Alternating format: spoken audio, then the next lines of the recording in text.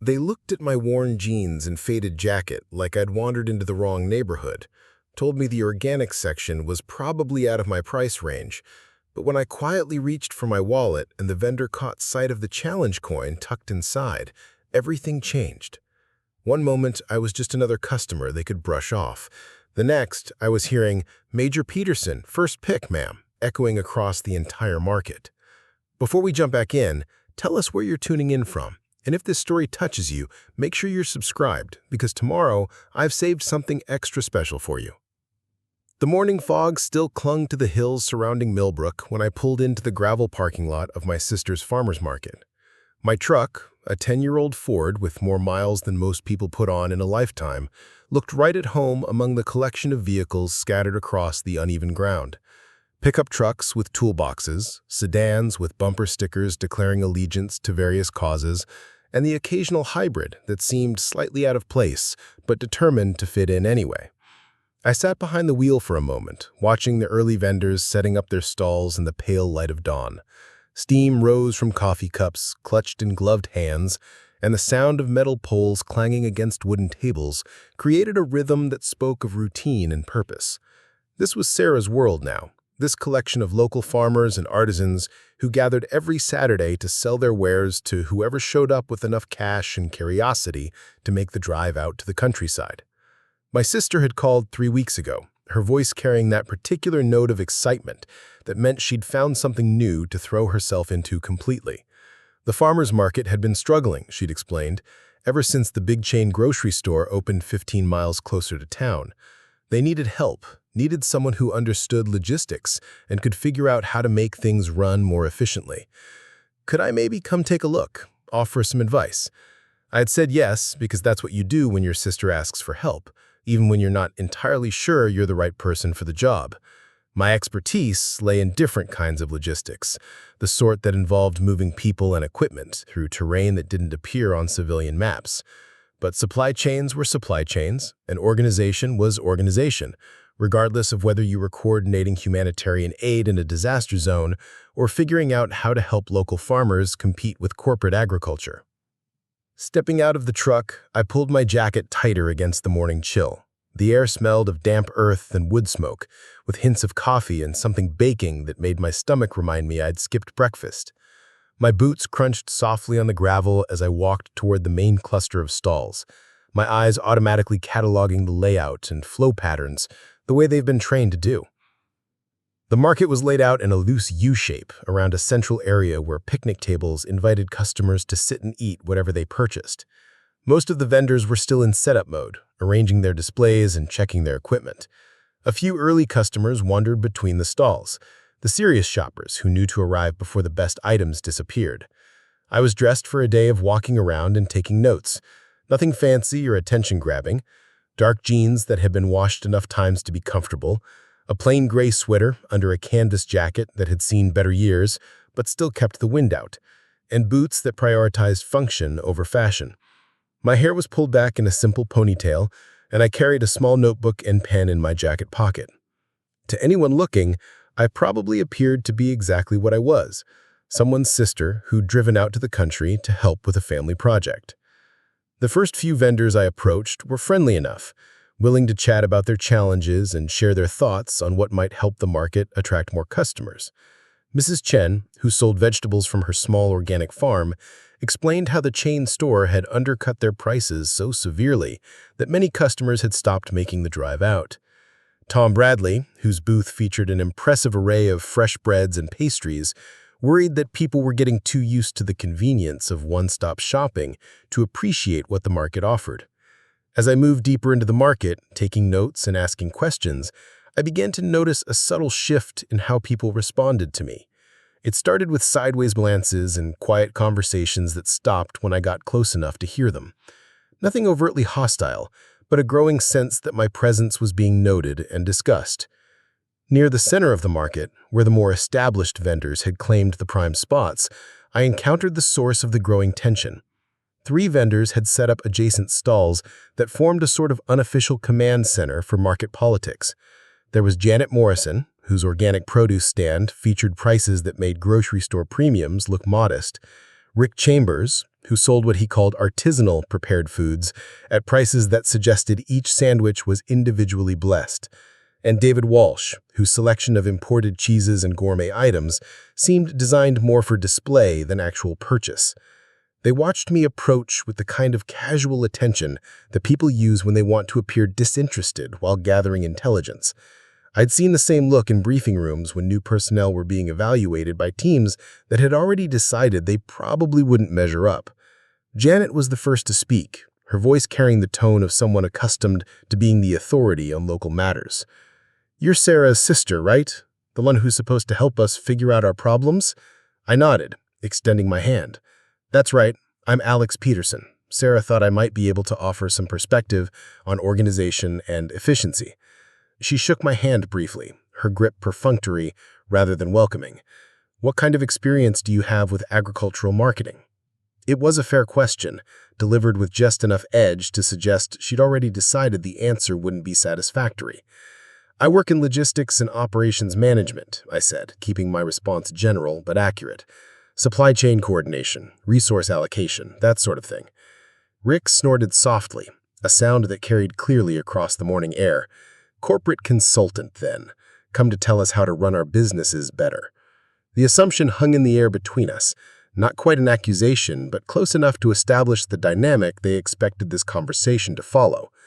I'd encountered similar attitudes before, usually from people who'd had negative experiences with outside experts, who showed up with theories that didn't translate to real-world applications. "Actually," I said, keeping my tone neutral, "I'm here to listen and learn about what you're already doing right, and maybe help identify places where small changes could make a big difference." David laughed, the kind of sound that suggested he found my response amusing rather than convincing. "Small changes, right.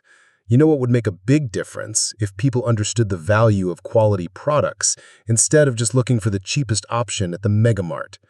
He gestured toward his display of imported cheeses, each wheel and wedge arranged with the precision of a museum exhibition. The price tags were small and discreet, but what I could see suggested that his definition of quality came with a significant financial commitment. "The problem," Janet added, warming to the theme, "is that people don't appreciate what real organic farming costs. They see our prices and think we're trying to rip them off, but they don't understand the investment in soil health, the certification processes, the labor-intensive methods we use." Her organic produce was impressive, I had to admit. Everything looked fresh and vibrant, the kind of vegetables that promised flavor and nutrition in ways that mass-produced alternatives couldn't match. But the prices were also substantially higher than what most families could afford on a regular basis. I pulled out my notebook and pen, genuinely interested in understanding their perspective. "What percentage of your customers are repeat buyers versus one-time visitors?" The question seemed to catch them off guard, as if they hadn't considered the distinction important. Rick frowned, clearly thinking through his response. "Most of our regular customers understand what we offer.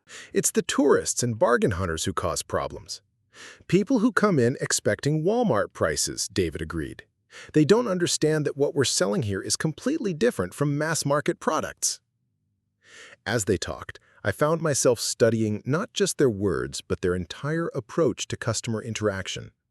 There was a defensiveness in their attitudes, an assumption that customers who questioned their prices or methods simply didn't understand quality.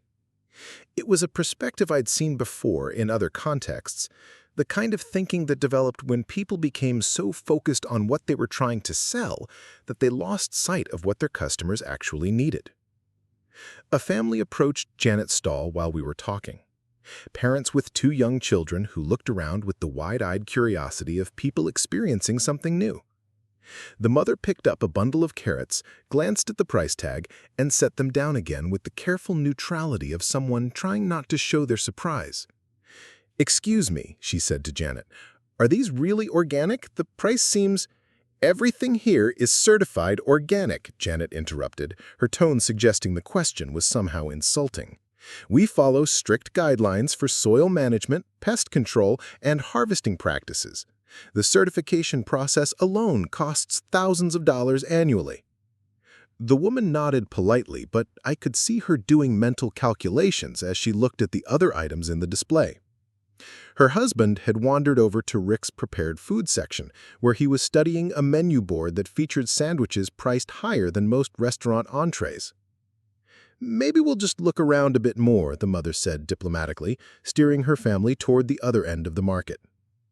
As they walked away, Janet shook her head with the expression of someone whose patience was being tested.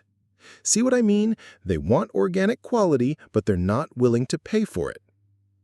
I watched the family continue their circuit of the market, noting how different vendors interacted with newcomers, noting the subtle differences in approach that seemed to correlate with customer engagement levels. Some vendors like Mrs. Chen spent time explaining their products and sharing information about preparation and storage. Others, like those I was currently speaking with, seemed to expect customers to already understand the value proposition without much additional education. A young couple approached David's cheese display, clearly interested but somewhat intimidated by the selection and pricing. They stood at the edge of his stall, reading the small placards that described each item, but not quite sure how to proceed. David noticed them but didn't immediately offer assistance, instead continuing his conversation with me about the challenges of educating consumers about artisanal food products. The couple waited for a few moments, then began to drift toward another vendor's stall where the interaction style seemed more welcoming. "Excuse me," I said to David, interrupting our conversation. "I think those customers had questions about your cheese selection." He glanced over at the retreating couple and shrugged. "If they were serious buyers, they would have asked. Most people just want to look anyway." The assumption troubled me. In my experience, potential customers who didn't engage weren't necessarily uninterested. They often just needed a different kind of invitation to participate. Creating barriers to entry, even unintentional ones, was rarely an effective business strategy. I spent the next hour circulating through the market, observing interactions and taking notes about traffic patterns, vendor placement, and customer behavior. The picture that emerged was complex but not hopeless. There were vendors who had found ways to thrive even in the challenging environment, usually by focusing on customer education and relationship building, rather than assuming that product quality alone would drive sales. When I returned to the central area where Janet, Rick, and David had their stalls, I found them engaged in what appeared to be a familiar conversation about the market's declining attendance and the challenges of competing with conventional retail outlets. The problem is that people don't want to invest in their health. They'd rather save a few dollars and eat vegetables that have been treated with pesticides and grown in depleted soil. "It's a cultural issue," Rick agreed. "Americans have lost touch with real food. They've been conditioned to expect everything to be cheap and convenient." David nodded along, adding his own commentary about the decline of appreciation for craftsmanship and quality in modern consumer culture. I listened to their discussion with growing understanding of how they'd position themselves in relationship to their potential customers. There was an us versus them mentality that cast customers who didn't immediately embrace their products as somehow deficient in understanding or values. It was a perspective that might feel validating internally, but was probably counterproductive from a business development standpoint. "What if," I said during a lull in the conversation, "the issue isn't that people don't value quality, but that they need more information to understand what makes your products worth the premium?" The suggestion seemed to puzzle them, as if the idea that customer education might be part of their responsibility hadn't occurred to them. "We put information on our signs," Janet said, gesturing toward the small placards that described her growing methods. "Anyone who's interested can read about our practices." "People should do their own research," Rick added. "If they care about what they're eating, they'll take the time to learn about the differences." It was a perspective that placed the entire burden of education on the customer, assuming that people who didn't arrive with sufficient background knowledge were simply not serious about quality food. From my observations, however, many customers seemed genuinely interested but uncertain about how to evaluate unfamiliar products or justify premium pricing. I was about to suggest some alternative approaches when a commotion at the market entrance caught my attention. A woman was arguing with Tom Bradley at his bread stall, her voice raised enough to carry across the morning air. "This is ridiculous," she was saying, holding up a loaf of what appeared to be artisanal sourdough. $22 for bread? What do you think this is, some kind of tourist trap?" Tom's response was too quiet to hear from where I stood, but his body language suggested he was trying to explain his pricing without escalating the conflict. "Let me guess," David said, watching the scene with an expression of weary familiarity. "Another customer who thinks food should cost the same as it did in 1985. The woman at Tom's stall was gesturing emphatically, drawing the attention of other shoppers and creating exactly the kind of scene that most vendors preferred to avoid. I could see Tom growing more flustered as the argument continued, clearly uncomfortable with the public nature of the confrontation. Without really thinking about it, I started walking toward the bread stall. The woman had moved beyond discussing prices to questioning the entire concept of the farmer's market, suggesting that the vendors were taking advantage of people who didn't know better. "Ma'am," I said, approaching the situation with the kind of calm authority I'd learned to project in much more challenging circumstances, "is there something specific I can help you understand about the products here?" She turned toward me, her expression still heated from the argument with Tom. "Are you the manager or something? Because I'd like to know who's responsible for these outrageous prices." "I'm here helping to evaluate the market's operations," I said, which was technically accurate without being specific about my background or authority. "What seems to be the main concern?"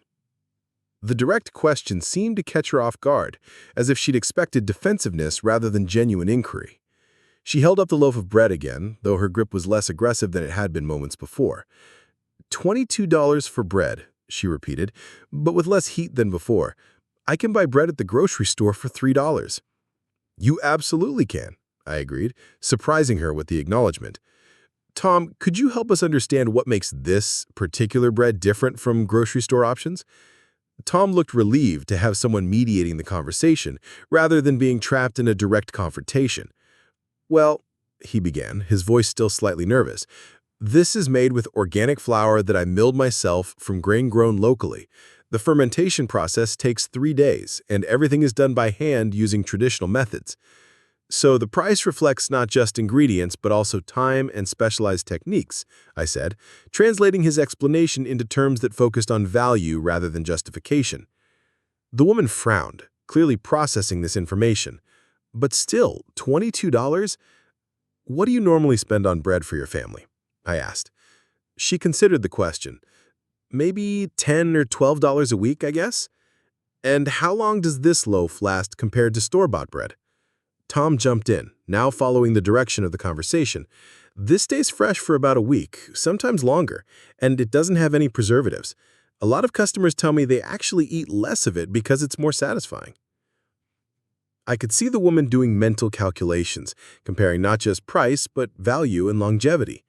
The anger was fading from her expression, replaced with something closer to genuine consideration. "Could I try a small piece?" she asked, the question carrying a different tone than her earlier demands.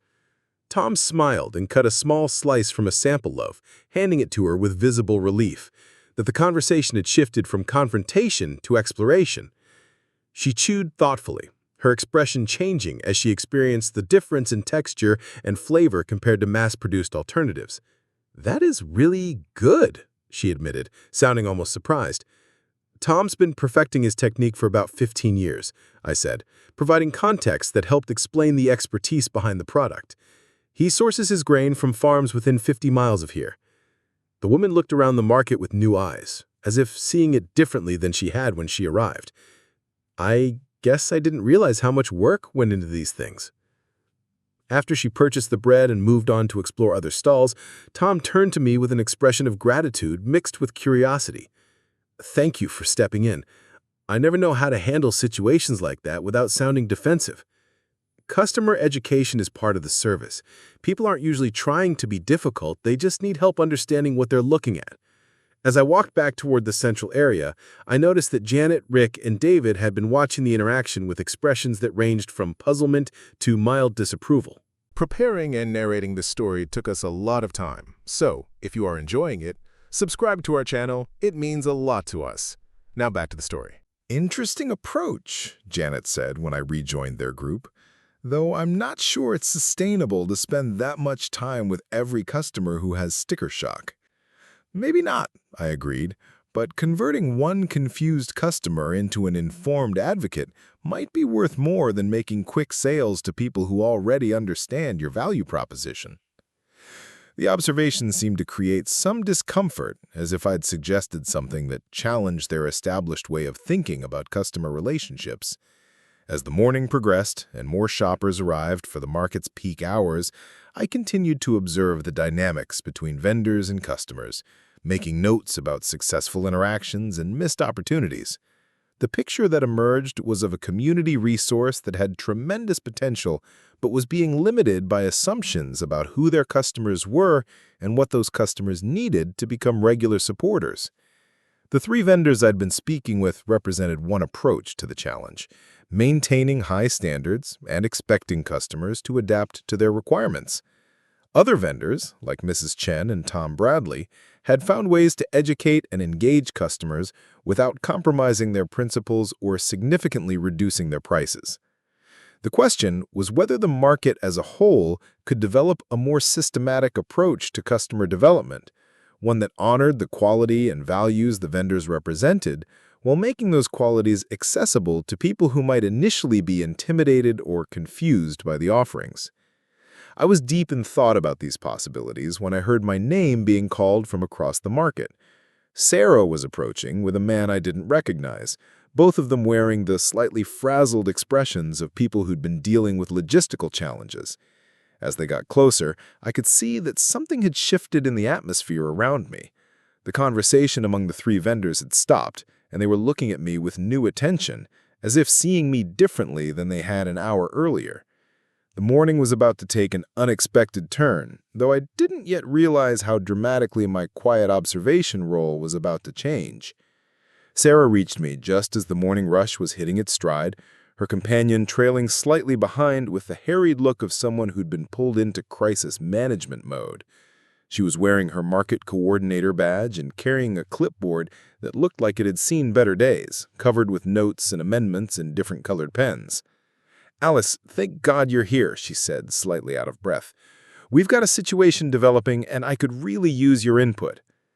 The man with her stepped forward, extending his hand with the practiced gesture of someone accustomed to making quick introductions under pressure. "Marcus Webb, County Health Inspector. Your sister says you might be able to help us figure out some compliance issues." I shook his hand, noting the firm grip and direct eye contact that suggested he took his job seriously. "What kind of issues are we talking about?" Marcus pulled out his own clipboard, this one official-looking with county letterhead and multiple forms attached. "We've had some complaints about food safety protocols, specifically around temperature control and vendor certification documentation. I need to do a full compliance review, but some of the vendors are resistant to the process." Sarah's expression carried the particular strain of someone caught between competing interests.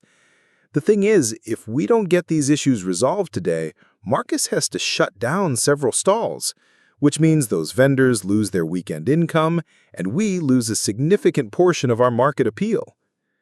I glanced around at the bustling market, noting the steady stream of customers who seemed to be enjoying their Saturday morning shopping experience. The idea that this community resource might be disrupted over compliance technicalities felt wrong. But I also understood that food safety regulations existed for good reasons. "What specific protocols are we dealing with?" I asked Marcus, shifting into the kind of problem-solving mode that had served me well in situations where multiple stakeholders had legitimate but conflicting needs. "Temperature logs for refrigerated items, proper documentation for organic certification claims, and updated permits for prepared food sales," he explained, reading from his list. "Most vendors are in compliance, but about 6 stalls have significant gaps in their paperwork or procedures." Janet had been listening to our conversation from her nearby stall, and I could see her growing agitation as the discussion continued. "This is exactly the kind of bureaucratic harassment that's killing small businesses," she interjected, her voice loud enough to carry to surrounding vendors. "We've been operating safely for years without incident." Rick and David moved closer, creating a small cluster of vendors who clearly viewed the health inspector's presence as an unwelcome intrusion. Other vendors began to notice the growing tension, and I could feel the atmosphere shifting from casual Saturday morning commerce to something more defensive and confrontational. "Ma'am," Marcus said to Janet, his tone professional but firm, "food safety regulations apply to all retail food operations, regardless of size or history. If you're selling to the public, you need to maintain proper documentation and follow established protocols." "Easy for you to say," David shot back. "You get paid whether we're in compliance or not. These regulations are designed for big corporations, not small family operations." The confrontation was escalating exactly the way these situations often did, with legitimate concerns on both sides, but no clear path toward resolution. I could see other customers beginning to notice the tension, some of them slowing their shopping to observe what was happening. "Could I see the specific requirements?" I asked Marcus, stepping slightly between him and the increasingly agitated vendors. Marcus handed me his checklist, and I scanned through the items with the kind of systematic attention I'd learned to apply to complex logistical challenges. Most of the requirements were straightforward, the kind of record-keeping and procedural compliance that should be manageable for any serious food operation. "Temperature logs," I read aloud. "How often do these need to be recorded?" "Every 4 hours for refrigerated items. The logs need to show consistent temperature maintenance within safe ranges." I looked at Janet's produce display, noting the ice-filled bins that kept her leafy greens and other perishables fresh. "Do you currently monitor your temperatures?" "Of course I monitor them," she said, her tone suggesting the question was insulting. "I've been farming for 20 years. I know how to keep food fresh." "But do you write down the readings?" Marcus pressed. "The regulation requires documented logs, not just visual monitoring." Janet's expression shifted slightly, and I could see her realizing that her informal approach might not meet official requirements. "I check them constantly throughout the day. Writing down numbers every 4 hours seems like pointless paperwork." "The documentation serves a purpose," I said, recognizing an opportunity to bridge the gap between practical experience and regulatory compliance.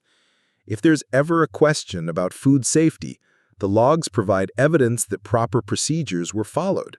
Rick crossed his arms, his posture making it clear he viewed the entire discussion as an unnecessary burden. This is what's wrong with government regulation. They create rules that make it harder for honest people to do business. "Actually," I said, pulling out my notebook and pen, "most of these requirements align with practices that good operators already follow. The challenge is usually documentation rather than actual compliance." I started sketching out a simple temperature monitoring sheet, designing something that would meet Marcus's regulatory needs while being practical for busy vendors to maintain. "Janet, what time do you usually arrive to set up?" She watched me work, her defensiveness softening slightly as she saw I was trying to solve the problem rather than simply impose additional burdens. "Usually around 6:30. I like to get everything arranged before customers start arriving." "And you check your ice levels and temperatures then?" "First thing I do. Then I check again around noon when the sun gets strong, and again before I pack up." I showed her the simple log sheet I'd created, with spaces for time, temperature readings, and vendor initials. "This captures what you're already doing. It just creates a record that satisfies the inspector's requirements." Marcus looked over my shoulder at the form, nodding approval. "That would work perfectly. Simple, but compliant." The solution seemed to diffuse some of the immediate tension, but I could sense that the underlying resistance remained. The vendors were still viewing the inspection as an adversarial process, rather than a collaborative effort to maintain community standards. "What about the organic certification documentation?" I asked, moving to the next item on Marcus's list. This question triggered a more complex response from Janet, who began explaining the various agencies and processes involved in organic certification, the annual costs, and the detailed record-keeping required to maintain her status. It was clear she took her organic practices seriously, but her documentation was scattered across multiple files and storage systems. "I have all the paperwork," she insisted, "but it's not all in one place. Some of it's in my truck, some at home, some in my office." David made a sound of frustration. See, this is exactly what I'm talking about. She's got organic certification, she follows all the practices, but because her papers aren't organized exactly the way the inspector wants them, suddenly she's non-compliant. The comment revealed something important about how these vendors viewed regulatory compliance. They saw it as an artificial barrier rather than a systematic approach to maintaining standards, which explained their resistance to what they perceived as bureaucratic interference. The organization isn't arbitrary, I said, addressing the group rather than just David. When documentation is scattered, it's harder to verify compliance quickly, which means inspections take longer and create more disruption to your business. I turned back to Janet. If we could consolidate your certification documents into a single folder that travels with you to the market, would that address the inspector's needs while making your life easier? She considered the suggestion, and I could see her beginning to understand that better organization might benefit her as much as it satisfied regulatory requirements. I suppose that would be more efficient than digging through different files every time someone has questions. Marcus nodded his agreement. A compliance folder with current certifications, temperature logs, and permit documentation would streamline future inspections significantly. The conversation was moving in a productive direction, but I noticed that Rick had remained silent during the recent exchanges, his expression suggesting he was building towards something more confrontational than the practical problem-solving we'd been engaging in. "This is all very nice," he said finally, his tone carrying an edge that made everyone else pause. "But who exactly are you to be telling established business owners how to organize their operations?" The question hung in the air like a challenge, and I felt the attention of the entire group focus on me with new intensity. Sarah looked uncomfortable, clearly recognizing that her request for my help had put me in a position I hadn't necessarily wanted to occupy. "I'm someone with experience in operational compliance and process optimization," I said, keeping my response factual without being defensive. "That's pretty vague," Rick pressed. "Sarah called you a logistics expert, but logistics for what? Moving office supplies around? Coordinating conference room schedules?" His tone was designed to diminish my credibility, suggesting that whatever experience I claimed probably didn't translate to the real-world challenges of running a food business. I could see David and Janet watching the exchange with interest, waiting to see how I would respond to the direct challenge. "I work in supply chain management and operational coordination," I said, still keeping my response general but accurate. "The principles are similar regardless of the specific industry." Rick's laugh carried a note of derision. "Principles. Right. Let me guess. You've got an MBA and a bunch of theoretical knowledge about how things should work, but you've never actually had to make payroll from a farmer's market booth." The attack was more personal now, moving beyond questions about my qualifications to assumptions about my background and motivations. I could feel the dynamics of the conversation shifting, with Rick positioning himself as the voice of practical experience against my supposed theoretical expertise. "You know what I think?" he continued, warming to his theme and drawing nods from David. "I think you're another consultant who's going to spend a few hours here, write up a report full of recommendations that sound good on paper, and then disappear while we deal with the actual consequences of trying to implement your brilliant ideas." Other vendors had begun to gather around our discussion, drawn by the increasingly heated tone and the obvious tension between Rick and I. Sarah looked mortified, clearly realizing that her attempt to bring in outside help was creating more problems than it was solving. "Rick, that's not fair. Alex is here because I asked her to help, and she's volunteering her time." "Volunteering," Rick repeated, making the word sound somehow suspicious. "And what exactly qualifies her to reorganize how we run our businesses? Has she ever had to maintain organic certification? Does she know what it costs to get proper permits for prepared food sales? Has she ever tried to make a living selling to customers who think food should cost the same as it did 20 years ago?" Each question was delivered with increasing intensity, designed to highlight the gap between theoretical knowledge and practical experience. I could see that his approach was resonating with some of the other vendors, who had their own frustrations with outside experts who didn't understand the specific challenges they faced. Marcus looked uncomfortable with the direction the conversation had taken, clearly preferring to focus on compliance issues rather than getting involved in disputes about credentials and authority. Perhaps we could table the organizational discussion and just focus on addressing the immediate regulatory requirements, he suggested. But Rick wasn't ready to let the matter drop. No, I think this is exactly the conversation we need to have. Because if we're going to make changes to how we operate, we need to know that the person making recommendations actually understands our situation. He turned back to me, his posture aggressive and his voice carrying clearly across the market. So let's hear it. What exactly is your background? What companies have you worked for? What kind of operations have you actually managed? The direct challenge put me in a difficult position. I could provide more details about my background, but doing so would require explanations that might create as many questions as they answered. My work history wasn't easily summarized for civilian audiences, and the specifics of my experience weren't necessarily relevant to the immediate situation. I've managed complex operations in challenging environments, I said, choosing my words carefully. My experience includes coordinating multiple stakeholders, ensuring compliance with safety protocols, and optimizing resource allocation under pressure. Rick's expression suggested he found my response inadequate. That's more consultant speak. Challenging environments like what? Conference rooms with bad coffee? Offices with unreliable internet? His mockery drew some nervous laughter from the crowd, and I could see that my careful responses were being interpreted as evasiveness rather than discretion. The dynamic was shifting against me, with Rick successfully positioning himself as the defender of practical experience against theoretical expertise.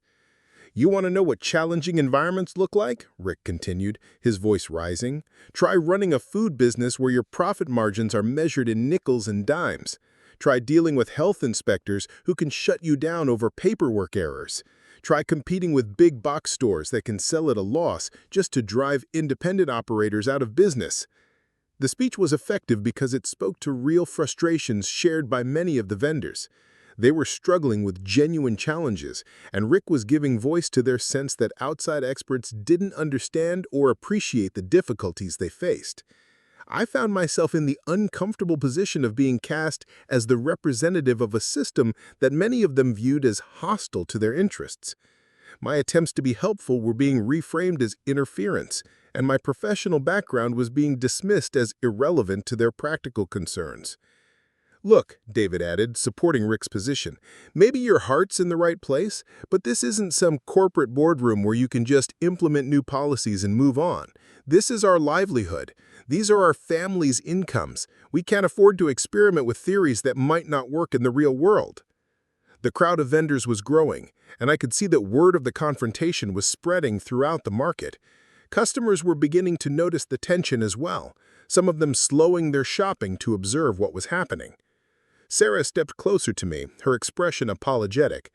Maybe we should take a break and discuss this privately, she suggested, clearly hoping to defuse the situation before it escalated further.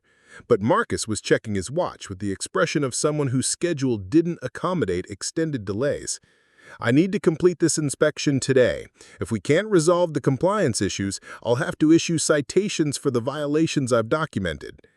The threat of immediate consequences seemed to refocus everyone's attention on the practical problems at hand. Whatever tensions existed around my role and qualifications, the immediate need was to address the regulatory requirements that could shut down several vendors if left unresolved. Fine, Rick said, his tone making it clear he was accepting the necessity rather than embracing cooperation. But let's be clear about one thing. Any changes we make need to come from people who actually understand this business, not from consultants who think they can solve our problems with spreadsheets and organizational charts. The comment was clearly directed at me, designed to exclude me from the problem-solving process while maintaining his position as the voice of practical experience. I could see other vendors nodding agreement, suggesting that his perspective had gained traction during our exchange. I was considering how to respond when Tom Bradley spoke up from the edge of the crowd. Actually, he said, his voice carrying clearly across the group, Alex helped me handle a difficult customer situation earlier this morning. She seemed to understand the dynamics pretty well. The comment created a moment of uncertainty in Rick's narrative.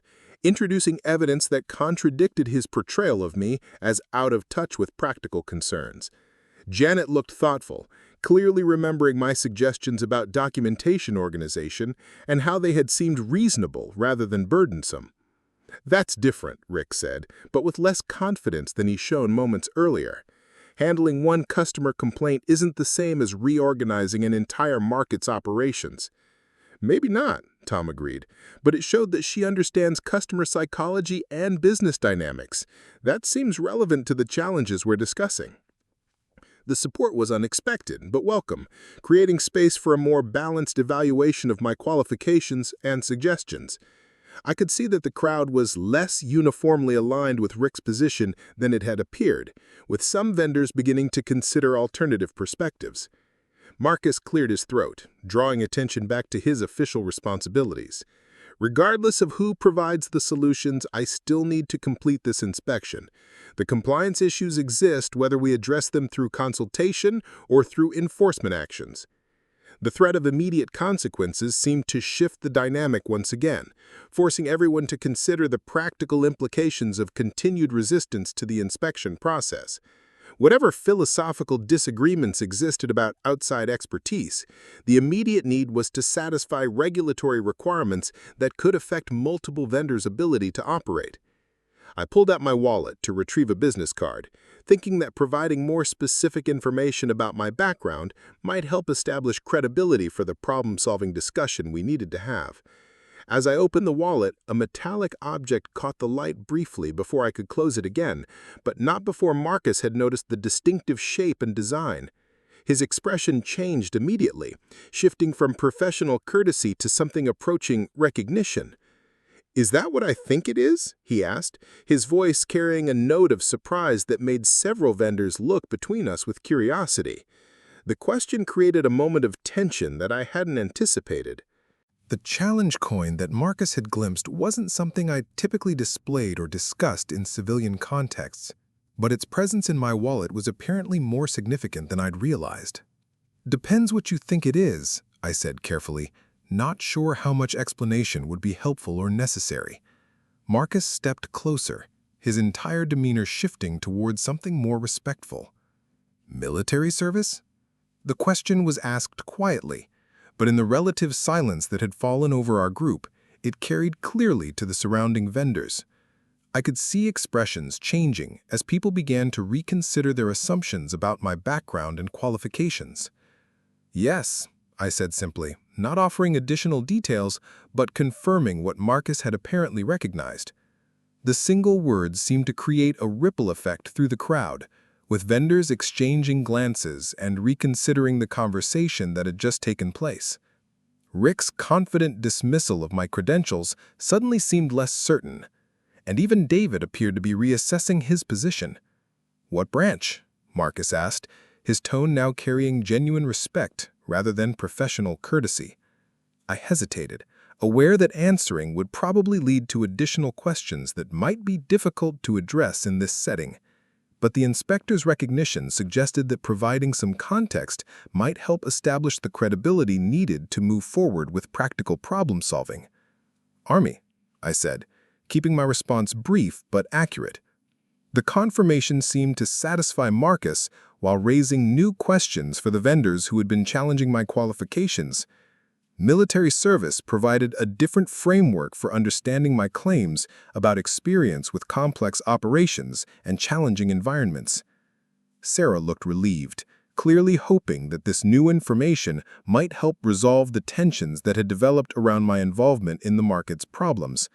But I could see that Rick was still processing the implications, his expression suggesting that he wasn't ready to completely abandon his earlier position despite this new context.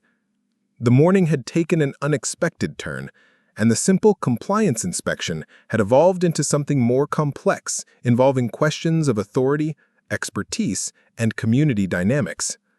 The challenge coin that Marcus had glimpsed represented a part of my background that I hadn't planned to discuss, but its appearance seemed to have shifted the conversation in ways that might help resolve the immediate problems or create new complications that I hadn't anticipated. The sound of footsteps on gravel made everyone turn toward the market's main entrance. A man in his 50s was walking toward our group with the purposeful stride of someone who belonged wherever he happened to be. He wore casual clothes, jeans and a flannel shirt, but there was something about his bearing that suggested a background in structured environments. His hair was gray at the temples, and he carried himself with the quiet confidence of someone accustomed to responsibility.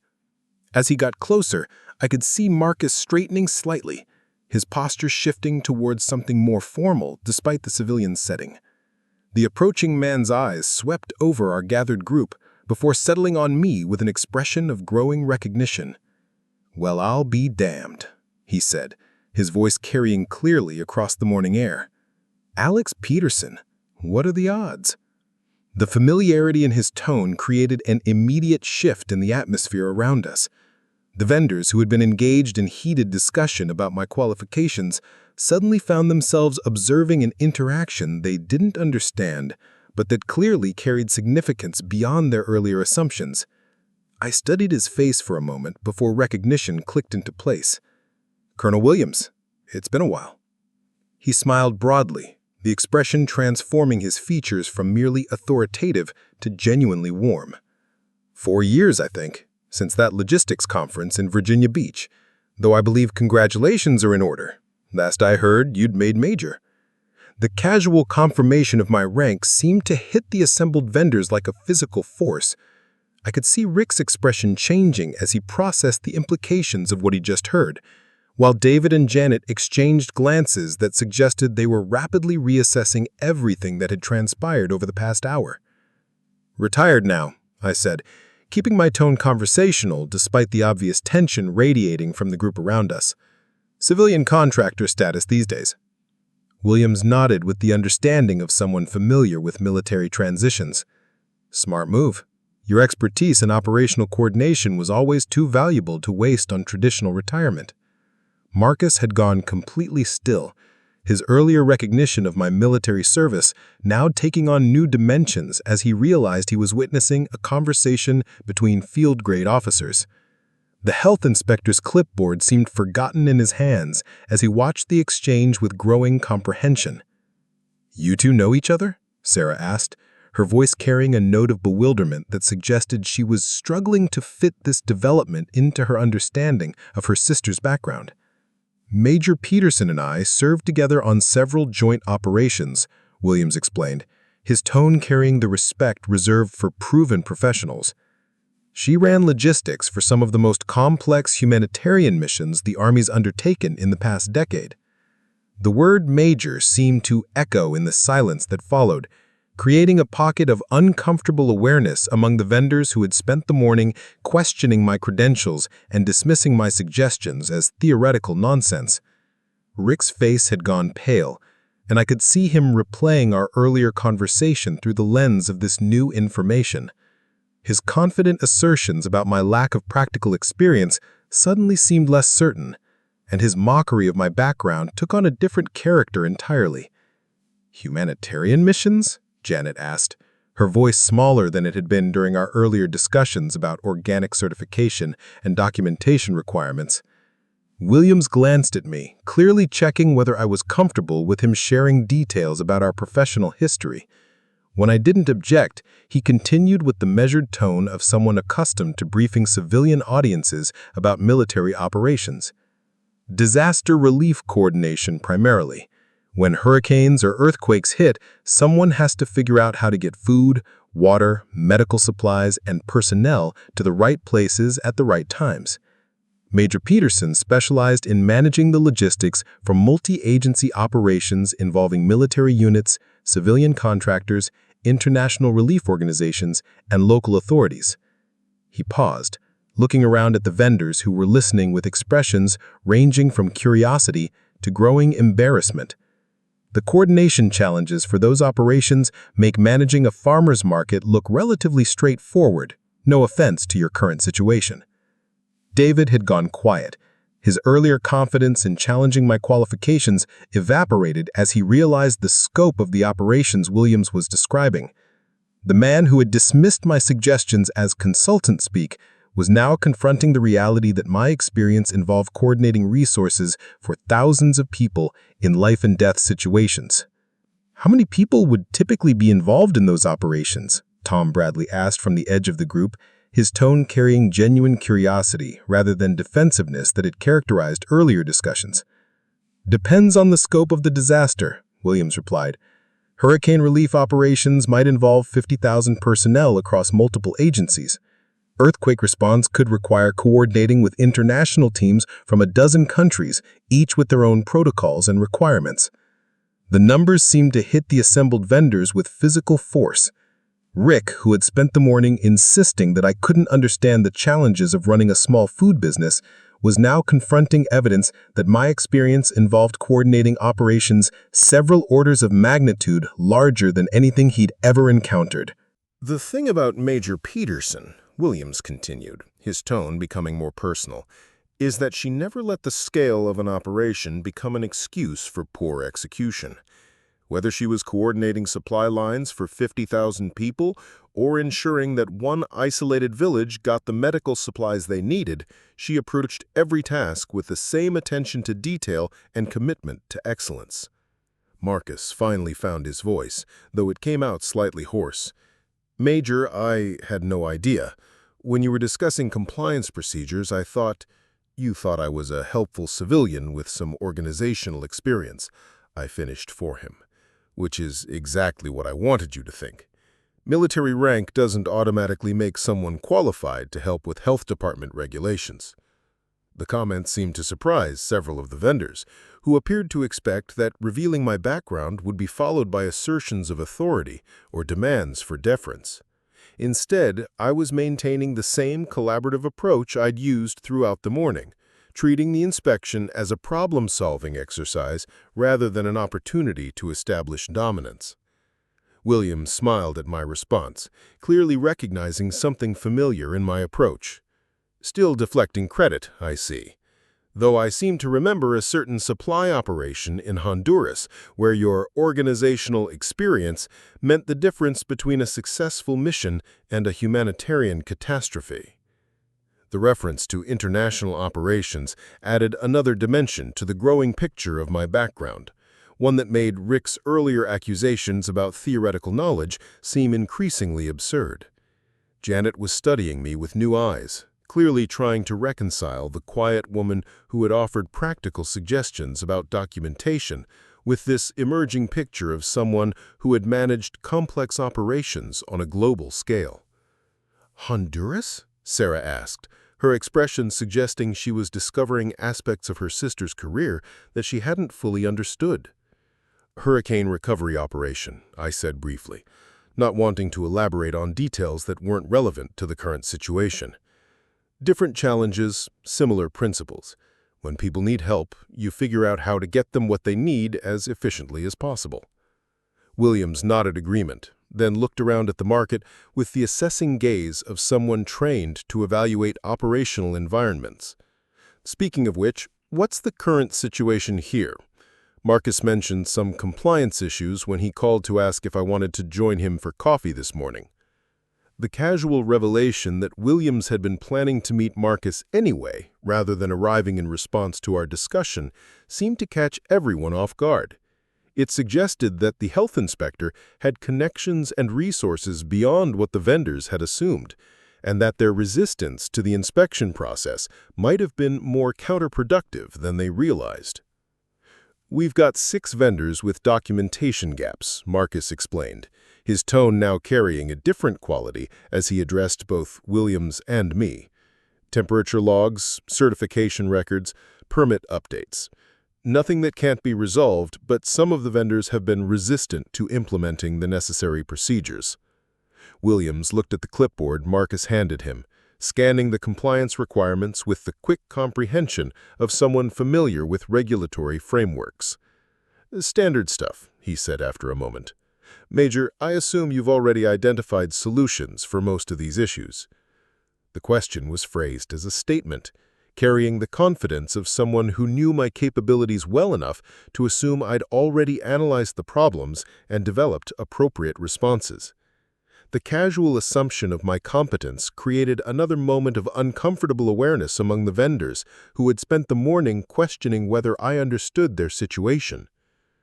We'd started working through some organizational approaches, I said, pulling out my notebook with the compliance forms I'd sketched during our earlier discussions. Simple documentation systems that capture what vendors are already doing while meeting regulatory requirements. Williams examined my notes with the quick assessment of someone trained to evaluate operational plans under pressure. Efficient. Should address the inspector's needs without creating unnecessary administrative burdens. He looked up at the vendors who'd been so vocal in their resistance to outside suggestions. You know, in disaster relief operations, we encounter this same dynamic constantly.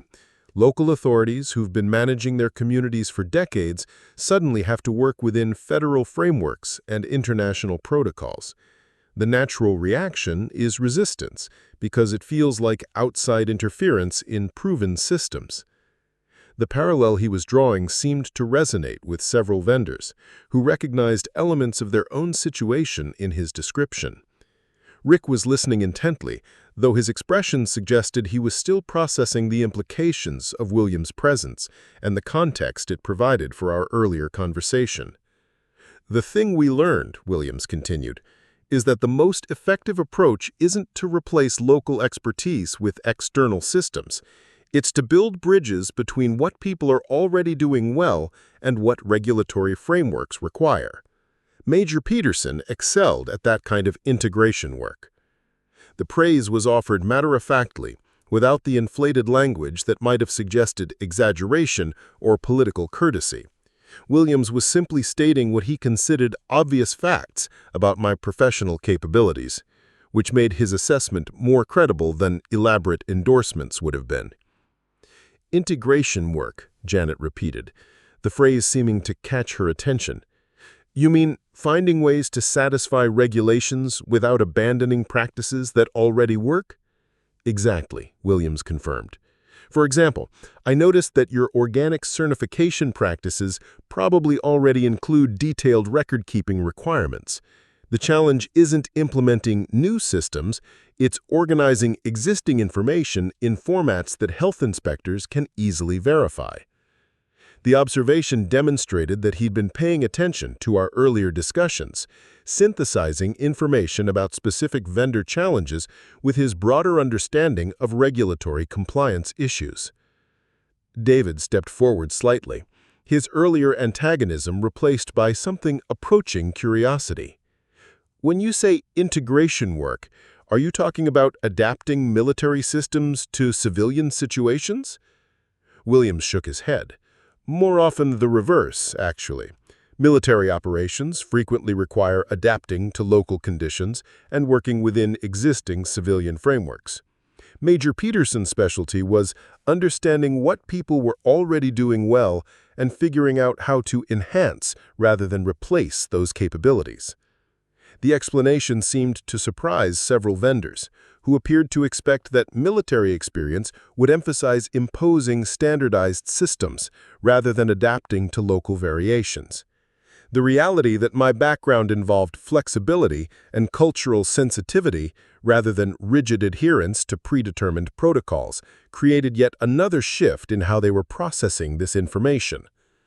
Cultural sensitivity, Rick said slowly, as if testing the phrase. That's not what most people expect from military logistics. Most people don't understand what military logistics actually involves. When you're coordinating relief operations in countries with different languages, legal systems, and cultural practices, sensitivity isn't optional. It's mission critical. You can have the best organizational systems in the world, but if you can't work effectively with local communities, those systems become useless. The conversation was providing context that reframed everything about our morning interaction, including my approach to the compliance inspection and my suggestions for addressing vendor concerns. What Rick had interpreted as consultant speak was actually the result of experience working in environments where cultural misunderstandings could have serious consequences. Marcus had been listening to this exchange with growing comprehension, and I could see him reassessing not just my qualifications, but the entire dynamic of the inspection process. Major, when you suggested reorganizing documentation systems, you weren't just trying to satisfy regulatory requirements, were you? The question demonstrated insight into the broader implications of effective compliance systems, recognizing that good documentation served vendor interests as well as regulatory needs. Proper documentation protects everyone involved, I confirmed. Vendors have evidence of their compliance efforts, inspectors can complete their evaluations efficiently, and customers can be confident in food safety standards. Win-win-win, Williams added approvingly, the hallmark of good operational design. When a system only benefits one stakeholder, it's usually unsustainable. The principle he was articulating seemed to resonate with vendors who had experienced regulations as zero-sum impositions rather than frameworks that could serve multiple interests simultaneously. The idea that compliance systems could actually make their operations more efficient rather than just more burdensome was clearly a new concept for most of them. Tom Bradley stepped forward, his expression thoughtful. Major, earlier you helped me handle that difficult customer situation. Was that also based on your military experience? The question drew attention back to my interaction with the woman who had been upset about bread pricing, highlighting another example of how my background had informed practical problem-solving in ways that weren't immediately obvious. Customer relations in high-stress environments is part of humanitarian logistics, I said. When people are scared, confused, or angry, you need to understand what they actually need versus what they're demanding. That woman wasn't really upset about bread prices. She was feeling overwhelmed by unfamiliar products and uncertain about value propositions. The analysis seemed to surprise Tom, who had experienced the interaction as customer service rather than the application of specialized communication skills. You mean you were treating her like a disaster victim? I was treating her like a person who needed information and reassurance, I corrected gently. The techniques are similar because the underlying psychology is similar. When people feel uncertain or threatened, they often express that through anger or criticism directed at available targets. Williams nodded agreement. Major Peterson always understood that operational success depends on human factors as much as systems and procedures. You can have perfect logistics on paper, but if people don't trust the process or understand their role in it, the operation fails. The comment provided yet another perspective on my approach to the market's challenges, suggesting that my focus on vendor concerns and customer psychology wasn't just courtesy, but professional methodology. Rick was looking increasingly uncomfortable as each new piece of information contradicted his earlier assumptions about who I was and what I understood about their situation. I owe you an apology, he said, finally, his voice quiet but carrying clearly across the group. I made assumptions about who you were and what you understood about our situation. That was wrong. The admission seemed to require considerable effort, and I could see that it represented a significant shift from his earlier confident dismissal of my qualifications. Several other vendors were nodding agreement, their expressions suggesting they shared his recognition that they had misjudged the situation. We all make assumptions based on incomplete information, I said, accepting his apology without making it more difficult than necessary. The important thing is whether we can work together to solve actual problems. William smiled at my response, clearly recognizing the same collaborative approach he'd observed in our previous professional interactions. Still focused on mission accomplishment rather than personal recognition, I see. The observation prompted Sarah to speak up for the first time since William's arrival. Alex, why didn't you tell me about your military background when I asked for help with the market? It was a fair question that deserved an honest answer. Because military experience doesn't automatically qualify someone to understand farmers' market dynamics, I said. I wanted to learn about your specific situation before offering suggestions. If I'd led with my rank and background, people might have felt obligated to accept my recommendations whether they made sense or not. The explanation seemed to surprise several vendors, who appeared to expect that revealing military credentials would follow by assertions of authority rather than continued emphasis on collaborative problem-solving. My preference for earning credibility through practical contributions rather than demanding it based on rank represented a different approach than they had anticipated. That's exactly why she was effective in joint operations, Williams added approvingly. Major Peterson understood that military rank means nothing in civilian contexts unless it's backed up by relevant expertise and cultural sensitivity. Marcus cleared his throat, drawing attention back to the practical issues that had initiated our entire morning of discussions. Given everything we've learned about Major Peterson's background, I'm confident that her recommendations for compliance procedures will be both effective and appropriate for our vendor community. The statement represented a significant shift in the inspector's position, moving from neutral evaluation of proposed solutions to active endorsement based on his assessment of my qualifications. It also provided official validation for the vendors who might still have reservations about implementing changes suggested by an outsider. "What exactly are you proposing?" Janet asked, her tone now carrying genuine interest rather than defensive resistance. I pulled out my notebook again, reviewing the solutions I'd sketched during our earlier discussions. Simple documentation systems that capture what you're already doing while meeting regulatory requirements. Temperature logs that fit into your existing routines, compliance folders that travel with you to the market, and organizational approaches that make inspections faster and less disruptive. Williams examined my notes over my shoulder, nodding approval at the practical design elements. These look like adaptations of systems we used for multi-agency coordination, simple enough to implement quickly, comprehensive enough to satisfy regulatory requirements, and flexible enough to accommodate different vendor operations. The professional endorsement seemed to convince the remaining skeptics, including David, who had been studying my proposals with the careful attention of someone reassessing previous judgments. How long would it take to implement these changes? Most of the documentation systems could be operational within a week. The compliance folders might take longer, depending on how scattered your current paperwork is, but we could prioritize the most urgent items for today's inspection. Marcus nodded agreement. If vendors can demonstrate good faith efforts to implement proper procedures, I can work with them on timeline extensions for complete documentation. The offer represented exactly the kind of collaborative solution that could address immediate regulatory needs while providing reasonable accommodation for practical implementation challenges. It also validated the approach I'd been advocating throughout the morning, emphasizing cooperation rather than confrontation. "Major, would you be willing to help coordinate the implementation process? Your experience with multi-stakeholder operations makes you uniquely qualified to ensure this transition goes smoothly." The request came from someone whose opinion carried considerable weight with both the inspector and the vendor community, providing official validation for continued involvement in the market's operational improvements. It also offered an opportunity to see the solutions through to completion rather than leaving them as theoretical recommendations. I looked around at the assembled vendors, noting expressions that ranged from apologetic to genuinely interested. The antagonism that had characterized earlier discussions had been replaced by something approaching collaborative enthusiasm, with even Rick and David appearing to willingly embrace changes they had previously resisted. "I'd be happy to help," I said, accepting Williams' request while maintaining the same collaborative tone I'd used throughout the morning. "But this needs to be a partnership. You know your businesses better than anyone else. My role is just to help translate your existing expertise into formats that satisfy regulatory requirements." The emphasis on partnership, rather than leadership, seemed to resonate with vendors who had spent the morning concerned about outside interference in their operations. By positioning myself as a facilitator rather than an authority figure, I was maintaining the collaborative dynamic that had proven effective once the initial resistance had been overcome. "Partnership," Janet repeated, the word seeming to carry positive associations. "That sounds like something we can work with." Williams checked his watch, clearly mindful of other commitments. "I should let you get back to your implementation planning. Major, it was good to see you again. Don't be a stranger."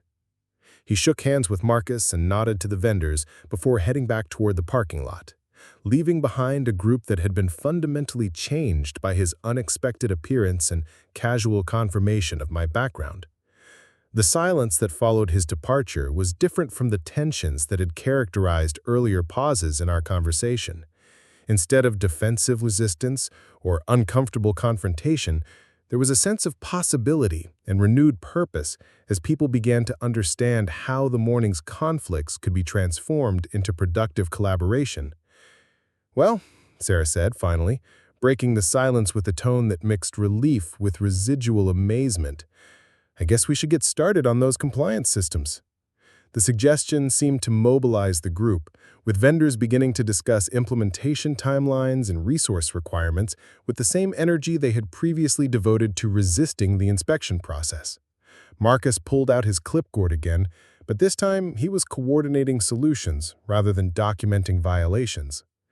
As the vendors dispersed to begin organizing their documentation and implementing the agreed-upon procedures, I found myself alone with Sarah for the first time since the morning's events had begun. "Alex, I'm sorry I didn't understand what I was asking when I invited you to help with the market. If I'd known about your background, you would have what? I asked gently. Assumed I was overqualified for farmers market logistics? Military experience doesn't make someone automatically qualified for every operational challenge. She smiled at my response, recognizing the same preference for earning credibility through practical contribution rather than demanding it through credentials. No, but it might have helped me explain to people why your suggestions were worth considering. People needed to evaluate the suggestions on their merits, I said. If they'd accepted my recommendations just because of my rank, they might not have been committed to making them work. The observation seemed to surprise her, suggesting she hadn't considered the advantages of earning credibility through demonstrated competence rather than revealed authority. You really believe that? I've seen too many operations fail because people implemented systems they didn't understand or trust. I confirmed. Sustainable solutions require buy-in, not just compliance. As we talked, I could see the vendors working with Marcus to address the compliance issues that it seemed so intractable an hour ago. The transformation from adversarial inspection to collaborative problem-solving demonstrated the power of changing perspectives and finding common ground. "Major Peterson?" a voice called from across the market. I turned to see Tom Bradley approaching with a broad smile, carrying a paper bag that smelled of fresh bread. "I wanted to thank you for everything you did this morning. This is for you." He handed me the bag, which contained one of his artisanal sourdough loaves, on the house. "And I wanted you to know that I learned something important today about not judging people by appearances." The comment seemed to capture something essential about the morning's events, highlighting lessons about assumptions and respect that extended beyond compliance procedures and organizational systems. "Thank you, Tom. That's very thoughtful." As I prepared to leave the market, several other vendors approached with similar expressions of gratitude and recognition. The woman who had been arguing about bread prices earlier stopped to tell me how much she'd learned from our interaction, and Mrs. Chen pressed a bag of fresh vegetables into my hands with thanks for helping to resolve the regulatory challenges. "Major Peterson," Marcus called as I reached the parking lot. "I hope we'll see you here again. The market's lucky to have someone with your expertise available." I nodded acknowledgement while loading the gifts from grateful vendors into my truck. The morning had taken an unexpected turn, but the outcome seemed positive for everyone involved. The vendors had solutions for their compliance challenges, the inspector had cooperative partners rather than resistant adversaries, and the market had systems that would serve both regulatory requirements and business needs. As I drove away from the farmers market, I reflected on the lessons the morning had provided about assumptions, respect, and the importance of understanding people's actual capabilities rather than making judgments based on appearances or initial impressions. Sometimes the most qualified person in any situation is the one who doesn't need to announce their credentials to prove their worth. The farmers market would continue to serve its community, now with better systems and stronger relationships between vendors and regulatory authorities. And perhaps a few people had learned valuable lessons about not judging others by their first impressions or assuming that quiet competence means lack of experience. In the rearview mirror, I could see the market bustling with Saturday morning activity, vendors and customers engaging in the kind of community commerce that makes rural areas vital and sustainable. The compliance issues had been resolved, but more importantly, the people involved had learned to work together rather than against each other. It was exactly the kind of outcome that made logistics work worthwhile, regardless of whether the context was disaster relief or farmers market organization. When people with different perspectives and responsibilities find ways to collaborate effectively, everyone benefits from the result. "Major Peterson," she called out as I approached, her voice carrying genuine warmth rather than the defensive politeness of our first encounter. "Perfect timing. I wanted to show you something." She handed me a letter from the State Agriculture Department, formally recognizing her farm as an exemplary model for small-scale organic operations. The recognition had come with a small grant for equipment upgrades and an invitation to speak at a statewide conference about sustainable farming practices. "This never would have happened without the organizational systems we developed," she explained. When the state inspectors came through, they spent 5 minutes reviewing my documentation instead of 2 hours searching through scattered files. They were so impressed with the clarity of my records that they asked to use my setup as a template for other operations. The pride in her voice was unmistakable, and I could see that the compliance systems had become a source of professional satisfaction rather than administrative burden. More importantly, the recognition was translating into tangible benefits for her business and her family's financial security. Rick approached from his neighboring stall, carrying himself with a confidence that was completely different from the defensive antagonism he'd displayed during our first meeting. His prepared food operation had expanded significantly, now featuring a full menu of items that attracted customers from neighboring counties. "Alex, you need to try the new sandwich special," he said, handing me a sample without the formal hesitation that had characterized our early interactions. "We've had 3 food bloggers review us in the past month, and they all mentioned how impressed they were with our food safety protocols." The transformation was remarkable. The man who had accused me of theoretical ignorance about food service challenges was now using professional food safety practices as a marketing advantage. His success had attracted attention from restaurant industry publications, and he'd been invited to consult with other farmers markets about implementing similar standards. "The documentation requirements you helped us establish turned out to be exactly what we needed to apply for expanded permits," he continued. "We're now certified for catering services, which has opened up a completely new revenue stream." David joined our conversation, his manner reflecting the same fundamental shift from resistance to enthusiasm. His artisanal cheese selection had become the foundation for a regional specialty food network that connected small producers with urban restaurants and gourmet retailers. "The organizational principles we learned here have revolutionized my entire supply chain," he explained. "When restaurant buyers see our professional documentation and quality control systems, they know they're dealing with a serious operation rather than a hobby farm." His success had generated opportunities beyond the farmers market, including wholesale contracts that provided stable income throughout the year, rather than just during market season. The systems that had seemed like bureaucratic interference had become the foundation for sustainable business growth. Marcus appeared at my shoulder, his clipboard now containing inspection reports that consistently showed full compliance across all vendor operations. "Major, I wanted to thank you again for helping us develop such an effective collaboration model. We've had requests from 6 other counties to implement similar approaches."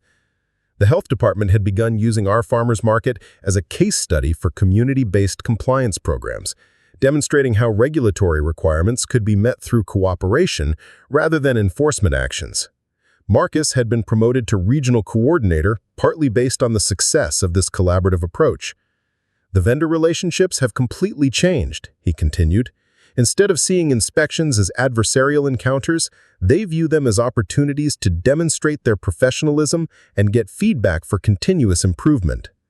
Tom Bradley waved from his bread stall, where a line of customers waited for his weekly specialties. His operation had grown to include a mail-order business that shipped his artisanal products across the country, supported by the food safety certifications that had grown out of our compliance initiatives. Mrs. Chan approached with her characteristic gentle smile, carrying a bouquet of flowers from her expanded operation that now included cut flowers alongside vegetables. "Major Alex, you must see what we've accomplished with the customer education program." She led me to a central information booth where vendors took turns providing educational demonstrations about their products and growing methods. The initiative had emerged from our discussions about customer psychology and the importance of helping people understand value propositions. "Saturday demonstrations have increased sales across all vendors by an average of 30%, she explained. "When customers understand the story behind our products, they appreciate the value and become regular supporters." The education program had attracted attention from agricultural extension services and university researchers studying direct-to-consumer marketing strategies. Several academic papers had been published about the market's innovative approach to consumer engagement.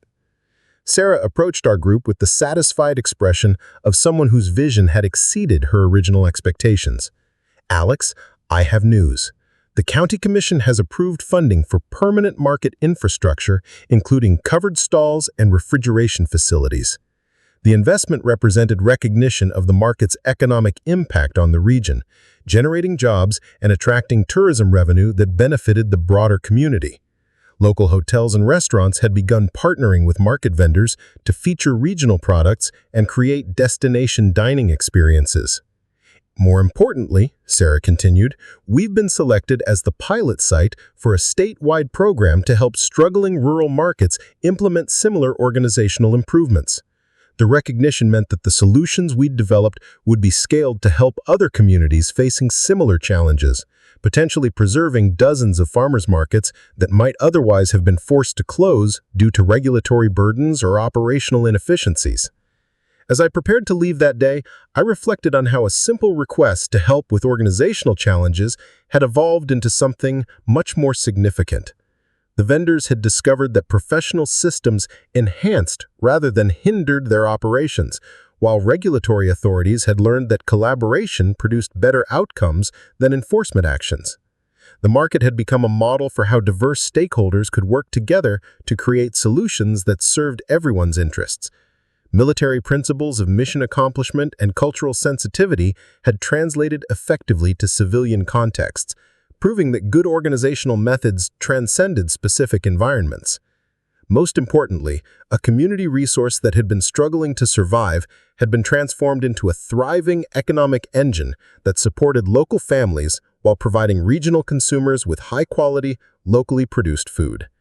The compliance requirements that initially seemed threatening had become the foundation for growth and recognition. Driving away from the market that afternoon, I felt the satisfaction that comes from seeing practical solutions create lasting positive change. Sometimes, the most important battles are not fought with weapons, but with organizational systems and collaborative relationships that help communities thrive. The farmers' market would continue to serve as a model for others facing similar challenges, demonstrating that, with the right approach, regulatory requirements could become opportunities for improvement rather than obstacles to success.